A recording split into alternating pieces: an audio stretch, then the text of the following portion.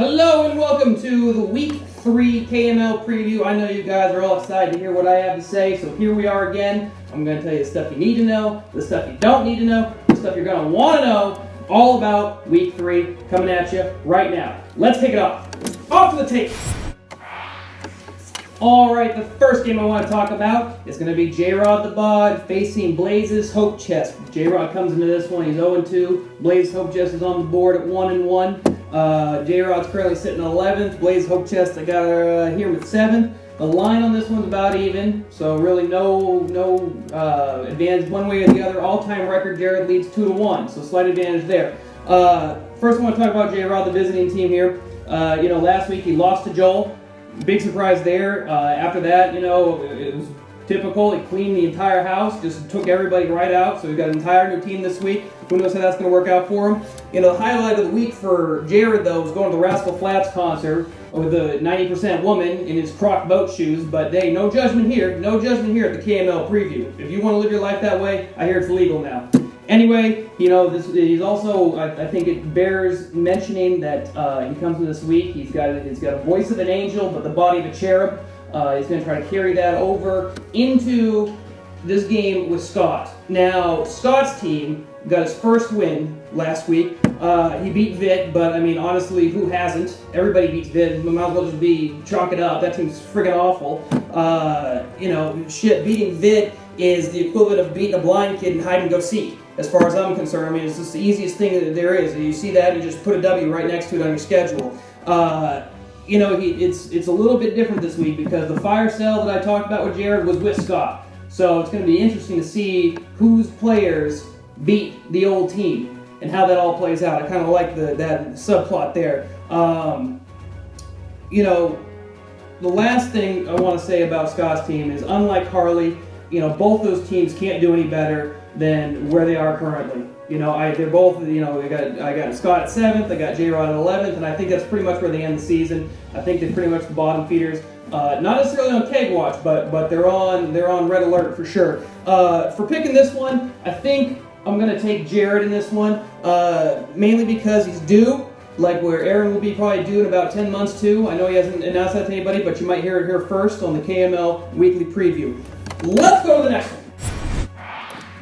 The next game I want to talk about is Revenge of the Scurv, sitting at 2-0 in first place, going up against the Reading Dwayne Bowe at 1-1, and he's down there in 5th place. So he's in the playoffs right now. He had a tough loss last week, but he's doing pretty well. This matchup, the line on it, Vegas likes Minot slightly in this one. I think he's got I think it's single digits, but it's it fluctuates from day to day. The all-time record is 2-1 in favor of Minot, so he's got that going for him. Minot's team first, in this team, he beat Bill last week, and he continues to fire on all cylinders. I mean, the man can't be beat. Everything he touches turns to gold. The only thing is he hasn't had to make many moves. I mean, all year he's only made 2 moves. He's been dead quiet on the chirp. Pops in once every week and just to make 2 comments, and then he pops back out again. We used to call him Seabiscuit. I'm thinking we're going to have to start changing his nickname to Barbaro. And then going down to his team a little bit more, coming into this week, he might get Charles back, which would be great because, if Charles can finally make it to the field and Minot can finally make it to a wedding, both those things trend well in terms of the general direction of both the team and his life. So I feel good saying that he's on a good trend and still has some room to grow there. As for the Reader, he lost to the KGBs. Really no surprise there because KGBs is a pretty big powerhouse. But it was a tough loss for him. They had to squeak it out. I think it was Monday night actually to squeak it out. I always wonder if his focus was elsewhere because he just couldn't get over the hump. He lost it at the end there. All his focus may have been on doing a little bit of bomb making for New Jersey and New York. But his ISIS responsibilities aside, he's looking to upset this week. And I feel like he might be able to do it. The one thing that's really holding him back though is his mouth and chin area, kind of looks like a pussy. So hopefully he can power through that and give Minot a good game and finally dethrone the powerhouse, the juggernaut sitting at top of the KML. As for the line, I don't think I can pick Rogers. I'm sorry, I gotta go with Minot on this one. He's just too hot, he's too good. The man right now in his team is just hotter than Joel's crotch when anybody mentions the words Andrew and Luck in the same sentence. So That's what I'm picking. Let's go to the next one. Ha! The next game we're going to talk about is Bubblegum by the Bum, sitting there at 1-1 and in 8th place, going up against the KBGs, the K-Bow Ghosts, America's team, sitting there at 2-0 in 4th place, ready to pounce. Ready to pounce. The line in this one, Vegas loves the KGBs. Double-digit favorite. Should pound the shit out of Moto's team this week. All-time record, Moto's only been in the league for a year, but hey, undefeated is undefeated. Maine holds the all-time record 1-0. Talking about Moto's team first, Brigson strikes again. His managerial skills are friggin' awful. If you look at his team, he left over 30 points on the bench. Still got the win, but was lucky. Was lucky to get the win because if he played anybody else but Wingus, he would have fucking lost. I guarantee it. You can put that one right in the books. Write it down. His managerial skills, I've looked at it, I've talked to the players in the locker room trying to figure out what's going on in the front office, and he's either high off the fumes from all that cash he's got sitting around in all those bedrooms he's got at his new house, or he's got baby brain. And it's up in the air, it's about 50-50. The locker room's pretty split about which way it could go. The Squatty Potty stock is also up about 6%. Heard he made a good investment move on that one because when you got 7 bathrooms, you got to get a Squatty Potty for every single bathroom. So, Moto, I think the new location that he's finding himself in might be a new leaf. This might be the week that we see him turn it over, but I have worries for the future because once that kid pops out, all bets are off. All bets are off on that. As for the KGBs, as I mentioned just previously, snuck by the reader last week, was lucky to get the win, is thankful for the win, doesn't take the win for granted, but still wants to talk shit about the win. I want to address this for a second because he's been taking some heat in the church.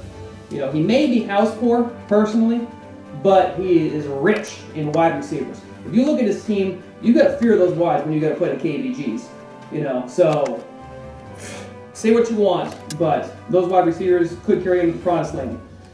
The last thing he wanted to remind everybody was we're 2 weeks from Matt Brady. 2 weeks. So if he doesn't get another loss in the next 2 weeks, it might be a rematch of last year's final between Minot and Maine. But for the pick in this one, you got to look at the schedules. And I look at the schedules hard. And it's going to come down to Monday Night Football, I think. And Monday Night Football is going to be Sneed. It's going to be for Moto's team, the Bubblegum by the Bum. And then it's also going to be Julio Jones and Matt Bryant for the KBGs. And in that matchup, I like the KBGs getting more points than Willie Sneed, obviously. So I feel pretty good about his chances this week. I'm going with the KGBs. Lock it in. On to the next one. The next game we're going to talk about may be a surprise to some. It may be a surprise to some. This game is going to be Vic's squad at 0-2, sitting in dead last place, going against the SCLSU Mud Dogs at 1-1 and in 6th place. The line on this one is pretty dead even, surprisingly. I would have thought Vitaly's team would be the dog by a long shot. But the line's actually pretty close to even. All-time record 2-2, dead heat as well. So it could be a surprisingly good matchup going into this. Don't sleep on this matchup. Last week, Vit lost to Scott. No surprise there. We've become numb to it at this point. Rob lost to Turo. Very close. Came down to Monday Night Football. Was a close one there, so he almost pulled out the win. Vitaly's team is just a head scratcher. I mean, he puts up another shitty week. He made 0 moves all week about trying to address any of the problems there. So I kind of expect more of the same. How could you not? He made not even a tweak, not even anything. Didn't even change the name, didn't even change the logo like he did last week. So, all I can think is he must want to buy the K at this point because his actions are speaking louder than his words. He's showing the same amount of fight as the Ukrainian army, if that's even a thing. I have no idea, but it sounds good, so we're putting it in here. As far as Rob's team goes, he's looking to be taken seriously. He's on the cusp. I feel like this is a team that it's on the precipice of going one way or the other. When Bortles is your QB, you lean towards being a joke, but you start putting up a couple good weeks and losing by the skin of your teeth from being 2-0, and you might be better than people think. I suspect Kelly is actually running this team. I'm going to say it first and foremost. Based on her superior intellect and her superior football knowledge, I think Kelly is the brains behind the team, a silent partner that doesn't take the credit, doesn't want to be the face of the franchise, but I'm 90% sure that's what's happening. I will continue to monitor the situation, report what I find out on it. The park is the other thing I want to talk about is the park is about to close for winter. And when the park closes for winter, Rob is going to have a lot more free time on his hands to focus on fantasy football that could translate into a couple more wins on the stretch run into the playoffs.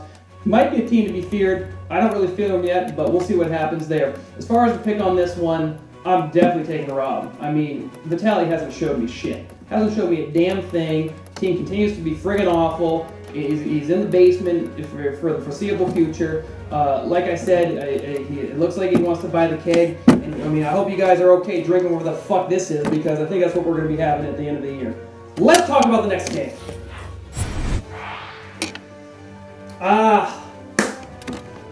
The keg watch game. I don't think this can be a surprise to anybody who's looked at the scoreboard or been following what's going on in the KML. Of course, I'm talking about the matchup this week between the Chalupa Batman at 0-2 and the Buddy Van Noodles at 0-2. These teams, while not dead last, Bill sits there at 9th, Buddy Van Noodles sits there at 10th. The loser's going to 0-3. And the winner gets a cheap win to go to 1-2, but it still doesn't look good. Both teams ravaged with injuries. Been a really tough stretch for them, tough week for them. The line has Wings favored a little bit, and the all-time record is 2-2. But really, the line might as well be who the fuck cares, and the all-time record might as well be who gives a shit. This matchup is awful. I hate to say it. A couple of my good friends, but this matchup is friggin' terrible. Bill last week, though, he's great at losing fantasy games, but he's kind of bad at losing weight. We don't hold it against him. We still love him. He lost to the Minot Juggernaut last week. He actually gave him a little bit of a game, tried to make a game of it, and had a real tough loss. He had second most points in the league and still took the L. Anytime that happens, you just got to shake your head, throw your hands up. Not much you can do about that. Gronk and Martin are continuing to be injured. There's some rumblings that one or two may be on the way out to try to strengthen some of those other positions. Don't know about that yet. He may have to go jerk off Gus again, to improve his spirits, because I just don't know where he's going. I don't know the direction of the team. I think there's not really light at the end of the tunnel right now. Things are looking pretty bleak.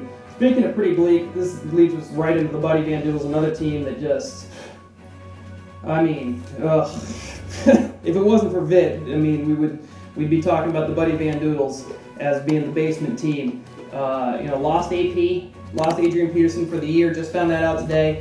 Sad news. Tough break for the Buddy Van Doodles.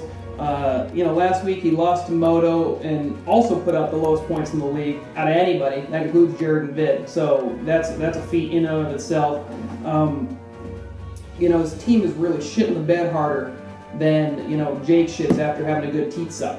So I just again, another team with no light at the end of the tunnel as far as I'm concerned. I got one more note here. This team, I talked to some guys in the locker room.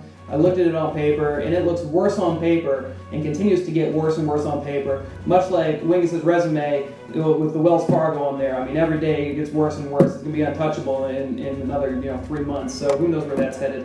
I have to pick this game just because that's what they pay me to do here. I really don't want to. They're both losers as far as I'm concerned, but I think who's going to be the less of a loser in this one is going to be Bill. And my rationale is like, whatever. I'm so sick of this game, I don't give a fuck. So, the next game. This is the game of the week. The gut dub, if you will. And I can't wait to talk about it. I am talking about she duked on my Johnson at 2-0, going up against This Is My Whitemare at 2-0. Duked on Johnson third, Whitemare second, separated by like 3.5 points or something. This is the premier matchup of the week. This is where we find out who's for real and who might not be for real. But they still could be for real too. But so we're not going to find out much. But we're going to have one team 3-0 and another team 2-1. Joel is actually favored in this one by about 9. Good amount, but not unsurmountable. And then all-time record favors Joel 2-1. Joel last week beat Jared, but who hasn't, as far as I'm concerned? He continues to shut the haters up. We all made fun of his team and his wide receivers that nobody really wants, but they have been delivering. I think all 3 of his starting wide receivers were in the top 12, which is insane. We'll see if the season ends that way, but they are for now, so you can't argue where the stats have been. His team is playing so well that he's making a run at finishing in the money again. Last time you bought a bed with the money. This time with the money, I think you could invest in some Satan sheets because it might help with the bedwetting a little bit. But I think that's where he might end up. He's gunning for a money finish, which would be nice for him. On to Turo's team. You know, he beat Rob barely. Which is the exact opposite of how much he's going to beat his meat this week with Jess gone hiking out in the Appalachians, wherever the hell she is. You know, he promised to vote Trump. I talked to him. I swear to God, this is a real conversation. I talked to him last night. He promised me that if he wins this matchup, he's so hyped up about it, he's going to vote Trump. Now, I'm just kidding. We all know he's voting for Bernie. You know, but his team's in a little bit of trouble. He lost Moncrief, which is a bummer. You know, with Moncrief out, he's going to be relying on his two beautiful babies, Amari Cooper and Sterling Shepard, to get the job done. I still kind of like that tandem. Still can put up some points, but could be a little hit or miss too, so we'll see how that goes. As for my pick of the gut dub, you know, Joel going from K-dub, K-watch game, to gut dub, game of the week game. You know, it's pretty amazing, and that's why I think I gotta pick Joel in this one, because he is just on fire. He's got to ride the hot hand as far as I'm concerned. So for the last pick of the week, I got Joel in the gut dub. Lock it in. Everybody, it's been a pleasure.